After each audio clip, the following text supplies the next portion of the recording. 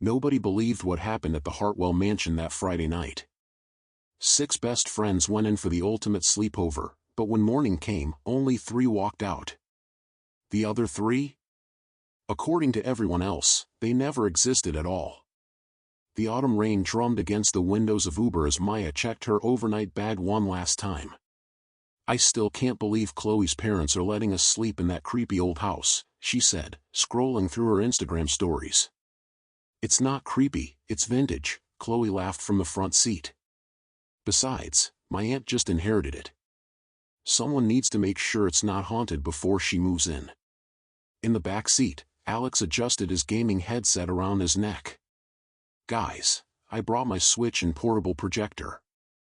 We're gonna have the best movie marathon ever.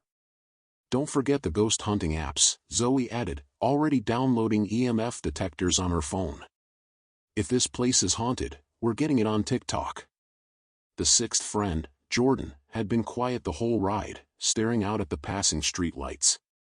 "My mom's already texting me every 5 minutes. She's convinced something bad's gonna happen." "Moms worry about everything," Sam said, passing around a bag of candy. "We're literally just sleeping in a house. What's the worst that could happen?" By morning, 3 of their parents would be asking that exact question to police officers who insisted their children had never existed. The Hartwell mansion loomed against the stormy sky as they approached. Built in 1892, it had been empty for 15 years after the last owner simply vanished one night, leaving behind a house full of antique furniture and family portraits. "Okay, that is actually pretty spooky," Alex admitted as lightning illuminated the Gothic architecture. Chloe's aunt had left them the keys and basic instructions: stay out of the locked third-floor rooms, don't touch the antique mirrors, and if you hear music playing at 3 a.m., just ignore it. "Music at 3 a.m.? Maya raised an eyebrow. "That's oddly specific." "Family stories," Chloe shrugged. "You know how old people are about old houses." They dragged their sleeping bags and snacks through the heavy front door. The interior smelled of dust and old wood, but it was surprisingly well preserved. Victorian furniture sat under white sheets like sleeping ghosts. But the house had been waiting for them, and it had very specific plans. "This parlor is perfect for our setup," Sam said, pulling sheets off an ornate sofa set. "We can arrange the sleeping bags in a circle here." As they explored the ground floor, Jordan kept taking pictures. "Guys, look at these family portraits. The eyes literally follow you around the room." "That's just an optical illusion," Zoe said, but she avoided looking directly at the paintings. Maya found an old guest book on the entrance hall table. The last entry was from 2009, "Wonderful stay. The Pemberton family felt right at home. Will definitely return. David, Linda, and the twins." "Wait," Alex looked over her shoulder. "My last name is Pemberton. And my dad's name is David." "Weird coincidence," Chloe said, but something in her voice suggested she found it more unsettling than coincidental. That coincidence was about to become their first clue that this sleepover had been planned long before they'd ever heard of the Hartwell mansion. As night deepened, they settled into their movie marathon. Alex had rigged the projector to display on the parlor's large white wall, and they'd chosen a classic, The Breakfast Club, something comforting and familiar. "Perfect choice," Jordan said, snuggling into their sleeping bag. "Nothing scary about detention and teenage drama." But 20 minutes into the movie, Zoe paused it. "Did anyone else notice that?" "Notice what?" Maya asked. "In the reflection on the TV screen in the movie, there were 7 people in our sleeping bag circle. But we're only 6. They all turned to look at the projector's reflection on the dark window behind them. 6 sleeping bags. 6 friends. Nothing unusual. "You're seeing things, Z," Sam laughed nervously. "Too much ghost hunting app research." But the house was already beginning to choose who would stay and who would go. Around midnight, they decided to explore the second floor. The bedrooms were frozen in time: children's rooms with toys from decades past, master bedrooms with clothing still hanging in wardrobes. "Look at this," Alex called from one of the children's rooms. "There's a diary here." The leather-bound book fell open to a page dated 15 years ago. The sleepover kids came again last night. Jenny, Marcus, and Tyler. But when morning came, Mom and Dad acted like they'd never heard those names before. I think the house is collecting friends. The entry was signed Emma Hartwell, age 12. That's impossible, Chloe whispered. Aunt Catherine never mentioned having a daughter named Emma. Maya was flipping through more pages. Each entry described different groups of friends coming for sleepovers, and each time, some of them would be forgotten by morning. And then they found the photographs that proved the house had been waiting specifically for them. In Emma's desk drawer, Jordan discovered a photo album. The pictures showed decades of sleepovers in the same parlor where they'd set up their sleeping bags. But as they flipped through the pages, their blood ran cold. 1987, a group of 6 teenagers, including one who looked exactly like Maya. 1993, another group, with a boy who could have been Alex's twin. 2001, 6 friends again, one of whom was identical to Jordan. This is insane, Sam breathed. These people look exactly like us. Not exactly like us, Zoe said quietly, studying the photos more carefully. They are us. Look at the birthmarks, the scars. Maya, that's your appendix scar. Alex, that's your chipped tooth from 3rd grade. But the most terrifying photo was yet to come. The final page showed their exact group: Maya, Chloe, Alex, Zoe, Jordan, and Sam sitting in the parlor downstairs. But the photo was dated 1978. We weren't born until the 2000s, Maya whispered. This house isn't just collecting friends, Jordan realized. It's collecting us. The same souls, over and over again. Chloe was backing toward the door. We need to leave. Now. But when they rushed downstairs to gather their things, they found the front door wouldn't open. The windows had become solid walls. And their cell phones showed no service despite having full bars when they'd arrived. At 3 a.m., the music started playing, and they understood why Chloe's aunt had warned them to ignore it. The melody drifted through the house like a lullaby, beautiful but wrong somehow, like a music box winding down. It seemed to come from everywhere and nowhere at once. Don't listen to it, Chloe warned, pressing her hands over her ears. Aunt Catherine said to ignore it. But it was hypnotic. Maya found herself walking toward the sound despite Chloe's warnings. Alex and Jordan followed, their eyes glazed and dreamy. Guys, snap out of it. Sam shook Alex's shoulder, but it was like trying to wake someone from a deep sleep. The music led them to a room they hadn't noticed before, a hidden door behind the main staircase that had appeared sometime during the night. Inside that room, they discovered the house's true purpose and the fate of every friend who'd ever stayed forever. The hidden room was circular, with 6 antique mirrors arranged around the walls. But these weren't ordinary mirrors. Each one showed a different sleepover group from a different decade, all frozen in their final moments of realization. In one mirror, the 1987 group, still teenagers, still trying to escape. In another, the 1993 friends, looking exactly as they had 30 years ago. They're all still here, Zoe breathed. Every group that ever came for a sleepover. They're trapped in the mirrors. Maya approached one of the mirrors and saw her 1978 self staring back, same face, same hair, same confused expression. We've been here before, she realized. Many times. The house calls us back every generation. But this time, 3 of them would find a way to break the cycle. As the music reached a crescendo, something began happening to Alex, Jordan, and Sam. They were becoming translucent, their edges blurring like old photographs fading. Fight it! Maya screamed, grabbing Alex's arm. But her hand passed right through him. I can't, hold on. Alex's voice was becoming distant. Maya, remember us. Promise you'll remember us. Jordan was already more ghost than human. The mirrors, break the mirrors. Sam managed one last coherent thought, tell our families, we were real.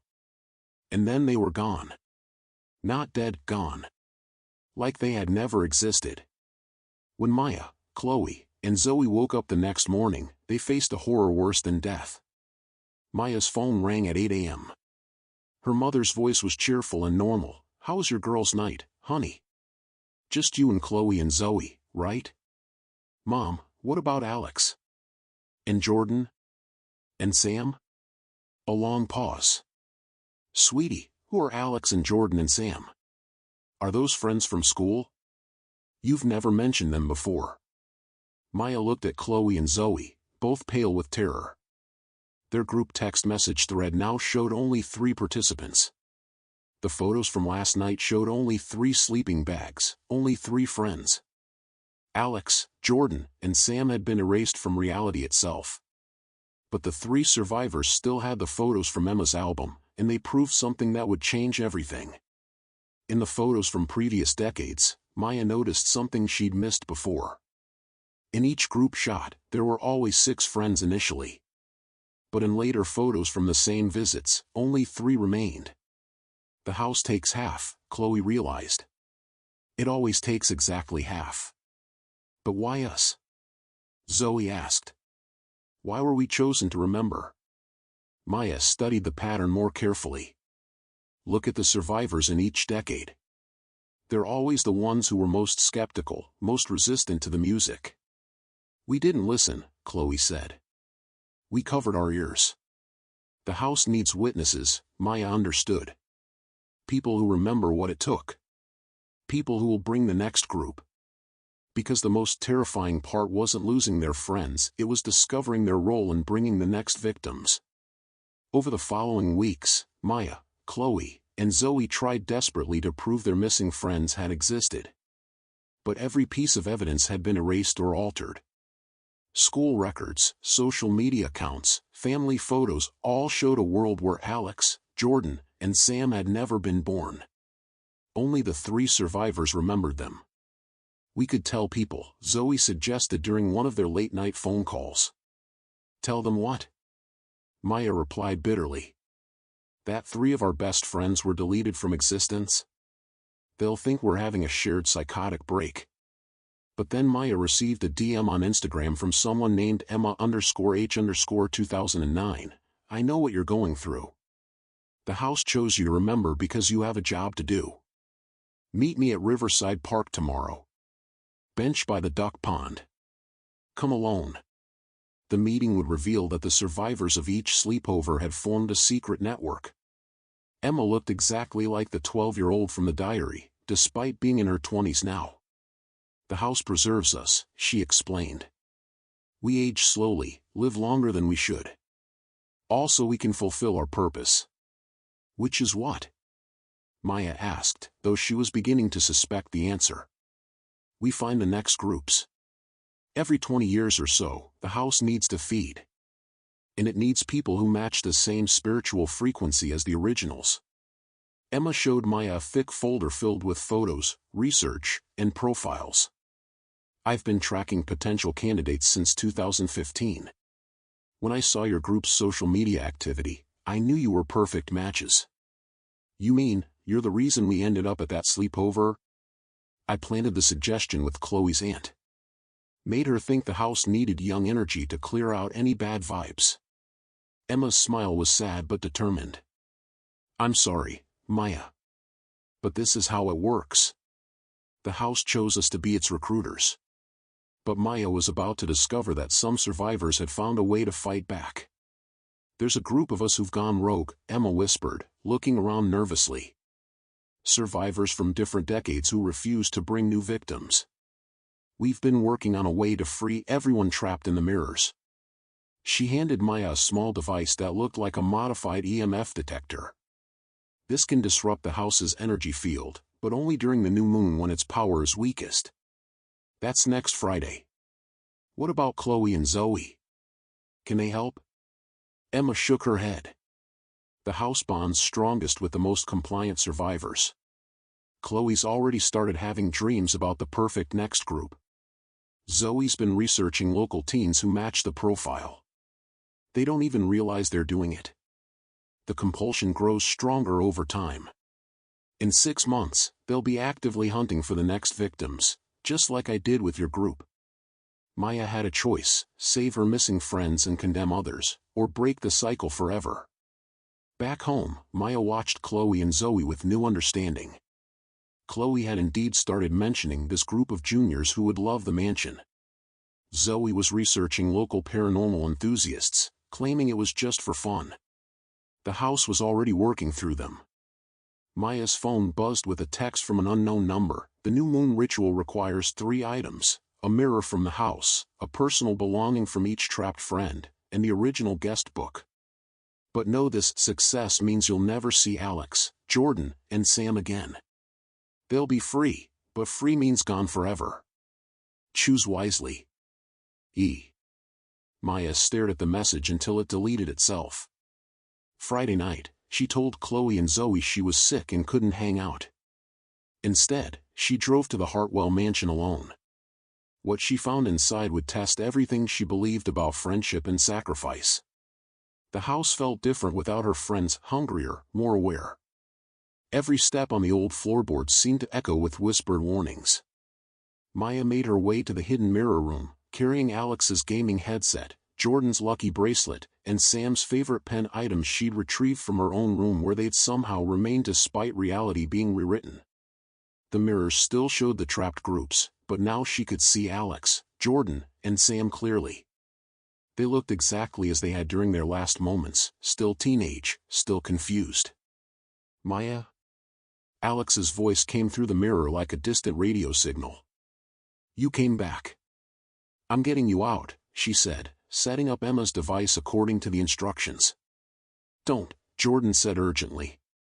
We've been talking to the others. The 1987 group, the 1993 group. They've been trying to warn new victims for decades, but they can only communicate through the mirrors. What the trapped friends had discovered would change Maya's entire plan. The house doesn't just feed on us, Sam explained through the mirror's surface. It's part of something bigger. A network of houses, all connected. When one feeds, they all grow stronger. Alex pointed to something behind him in the mirror dimension. We can see other locations from here. There's a house in Maine that collects families. One in Texas that takes couples. They're all connected to the same thing. If you free us, Jordan continued, the house will just move its operation. It'll find another location, start over. The only way to really stop it is from inside. Maya's hands trembled over Emma's device. What are you saying? Don't break us out, Sam said. Join us. Come through the mirrors and help us destroy the network from within. But Maya wasn't the only one who discovered the house's secret network. Footsteps echoed through the mansion. Maya quickly hid Emma's device as 3 figures entered the mirror room, but they weren't Chloe and Zoe. They were older teenagers, maybe college-aged, and they moved with the same dreamy compulsion Maya had seen in her friends earlier. Time for the feeding, one of them said in a monotone voice.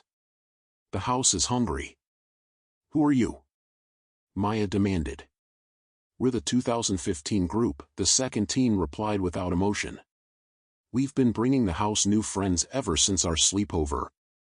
Tonight, it's your friend's turn. Through the mirrors, Maya could see Alex, Jordan, and Sam gesturing frantically. In the distance, she heard car doors slamming. Chloe and Zoe were arriving with 3 new victims. Maya had 60 seconds to make a choice that would determine the fate of 6 souls. Maya's phone showed 2:59 a.m.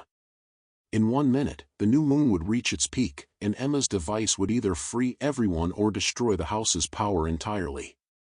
Through the front windows, she could see Chloe leading 3 confused-looking teenagers toward the mansion. Just a quick tour, Chloe was saying. My friends are already inside having the best sleepover ever. Maya looked at her trapped friends in the mirrors, then at the device in her hands. If I activate this, what happens to you 3? We don't know, Alex admitted. We might be freed, or we might just stop existing.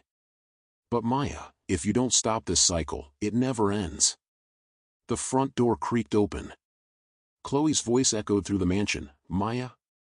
Zoe? Where are you guys? I brought some new friends. 3 a.m. Maya closed her eyes and activated the device. The explosion of light that followed revealed the truth about every sleepover that had ever been forgotten. When the light faded, Maya found herself lying on the parlor floor. But she wasn't alone. Alex, Jordan, and Sam were there too, solid, real, breathing. Did it work? Jordan asked weakly. Maya looked around. The house looked different, cleaner, newer, like it had been restored to its original 1890s condition. The oppressive atmosphere was gone. Maya. Chloe's voice came from the entrance hall, but now it sounded normal, concerned. What happened? The lights went out and we heard this weird humming sound. Chloe appeared in the doorway with Zoe and 3 confused-looking teenagers. These are my cousins from Portland, she said. They were visiting and wanted to see the house. But Maya could tell from Chloe's expression that she didn't remember bringing them as potential victims. The compulsion was broken. But breaking the house's power had consequences none of them had anticipated. Over the following days, Maya's phone was flooded with messages from unknown numbers. Thank you for freeing us. Eleanor, 1987 group. We remember everything now. Our families remember us. Marcus, 1993 group. The network is broken. All the houses. All the victims. Free. David, 2001 group. But there were other messages too. You've released something that was meant to stay contained. Agent Harrison, Supernatural Containment Division. Some prisons exist for good reasons. Dr. Chen, Paranormal Research Institute. Because Maya was about to learn that the house hadn't been hunting them, it had been protecting the world from something much worse. Emma contacted Maya one final time, in person at Riverside Park. But Emma looked different now, older, tired, and frightened. When you broke the mirror network, you didn't just free the trapped souls, Emma explained. You released what the houses were designed to contain. What do you mean? The houses weren't just feeding on us, Maya. They were keeping something else locked away. Something that feeds on entire cities, entire populations. We were like a small sacrifice to prevent a much larger horror. Maya felt sick. How do you know this? Because it's already starting. Check the news.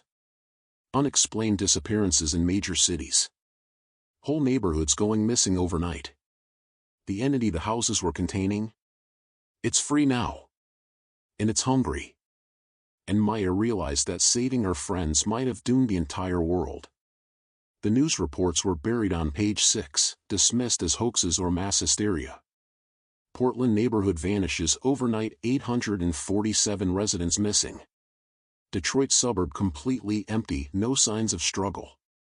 Phoenix mall shoppers disappear during Black Friday rush. Each incident followed the same pattern, people there one moment, gone the next, with reality adjusting to act like they'd never existed. Maya showed the articles to Alex, Jordan, and Sam. I think I made a terrible mistake. No, Alex said firmly. You saved us. You saved hundreds of trapped souls. We can't be responsible for stopping something we didn't even know existed. But Jordan was already researching the disappearances. There's a pattern here. The entity moves in a specific sequence. If we can predict where it'll hit next, we can warn people, Sam finished. But warning people about an entity that erases its victims from existence would prove almost impossible. Their first attempt was a disaster. Maya tried posting on social media about the Portland disappearance, but her posts were automatically deleted. When she called local news stations, they insisted no such disappearance had occurred. The entity doesn't just erase people, Zoe realized. It erases the memory of its actions.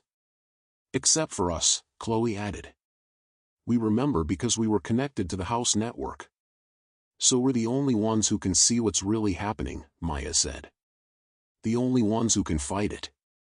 Alex pulled up a map showing the disappearance locations. If I'm right about the pattern, it's heading toward Chicago next. 2 million people. Then we go to Chicago, Jordan said simply. And do what exactly? Sam asked. We're 6 college kids with no resources, no proof, and no way to convince anyone we're not insane. But they weren't the only survivors who discovered the entity's pattern. At Chicago's Union Station, Maya spotted a familiar face, one of the teenagers from the 1993 group photos. He looked exactly as he had 30 years ago. "Marcus," she called out. He turned, relief flooding his features. "You must be Maya. Emma told me you'd broken the network. We've been gathering survivors from all the decades. There are more of us than you'd think." Marcus led them to a hidden meeting room beneath the station where dozens of people waited, all looking far younger than they should, all carrying the same haunted expression. "Welcome to the real resistance," Marcus said. "We've been preparing for this day since 1987. What they'd prepared would either save Chicago or doom them all. The plan was ambitious and probably suicidal: create a new containment network using the survivors themselves as anchors instead of houses. We become the prison," explained Sarah from the 2001 group. "Spread out across the city, linked by the same spiritual frequency that once trapped us. When the entity arrives, instead of feeding on the population, it feeds on us." "And then what?" Chloe asked. "Then we hold it. Forever. Or until someone finds a better solution." Maya looked around the room at faces that had remained young for decades, people who'd sacrificed normal lives to fight an enemy most of the world couldn't even perceive. "How many times have you done this?" "Chicago will be our 7th city," Marcus admitted. "We've saved New York, Los Angeles, Miami, Houston, Philadelphia, and Seattle. But each time, it gets stronger, hungrier." And Maya was about to discover the true cost of being a supernatural guardian. That night, as they took their positions across Chicago, Maya felt the entity approaching like a pressure in her skull. Through their psychic link, she could sense her friends and the other survivors spread across the city. "It's here," Alex's voice came through their mental connection. The entity wasn't what Maya had expected. It wasn't a monster or a demon, it was more like a living void, a hunger given form. It moved through the city like a slow tsunami of nothingness, erasing everything in its path. But when it reached the perimeter they'd established, it stopped. "Now!" Marcus commanded. 43 survivors across Chicago opened themselves to the entity's hunger, offering their own spiritual energy instead of the city's population. But the entity had evolved since its last feeding, and their sacrifice might not be enough. The entity probed their defenses, testing each survivor's resolve. Maya felt it trying to consume her memories, her identity, her very existence. "Hold the line." Sarah's mental voice was strained but determined. But Maya could feel some of the older survivors beginning to fade. The ones who'd been fighting longest were weakening. "We need more power," Marcus admitted through their link. "I don't think we can hold it." That's when Maya made a decision that would define the rest of her existence. "Open the link wider," she commanded. "Let me channel more of its hunger." "Maya, no!" Alex protested. "You'll burn out." "Better me than 2 million people," she replied, and opened her mind completely to the entity's assault. What happened next would echo through every survivor's nightmares for decades to come. Maya felt herself being consumed from the inside out, but she held on. Through her sacrifice, the other survivors found the strength to reinforce the containment. The entity fought, raged, and tried to break free, but gradually, the network of survivors began to compress it, forcing it back into a smaller and smaller space until finally... silence. Maya collapsed on the Chicago rooftop where she'd positioned herself, but she was still conscious, still alive. "Barely." "Status report." Marcus's voice was weak but relieved. One by one, the survivors checked in. They'd done it. Chicago was safe. But Maya noticed something wrong with her reflection in a nearby window. She looked older now, much older. The entity's assault had aged her decades in minutes. And that's when she understood the real price of being a guardian. Emma found Maya in a Chicago hospital 3 days later. "You did something unprecedented," she said quietly. "No one's ever channeled that much of the entity's power and survived." I don't feel like I survived, Maya croaked. Her voice sounded ancient. The good news is the entity is contained again. The bad news is, it marked you. You're connected to it now in a way the rest of us aren't. What does that mean? Emma hesitated. It means you can sense when it's trying to break free. Which it will, eventually. And it means you age differently now, sometimes fast, sometimes slow, depending on how much supernatural energy you're channeling. Maya looked at her hands. They were still young, but she could feel the centuries waiting inside her. Because some sleepovers never really end, they just transform into something bigger. 6 months later, Maya received a package with no return address.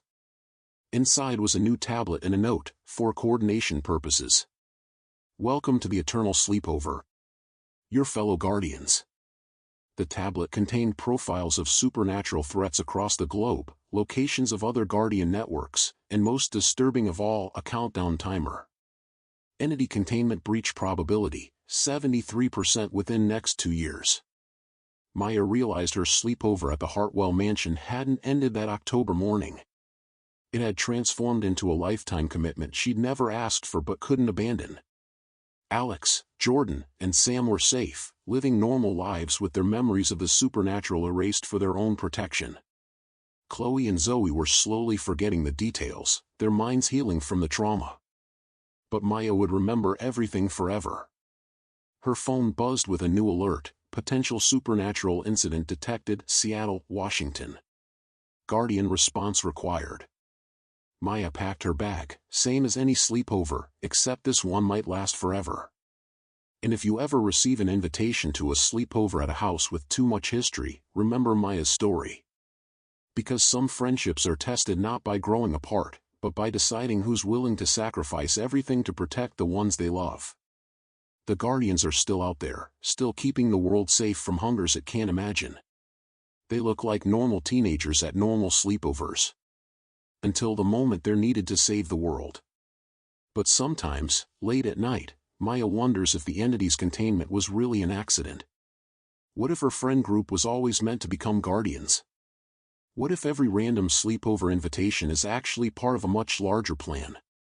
Because the truth is, the house didn't just collect friends. It collected soldiers for a war most people don't even know is being fought. And the war is far from over.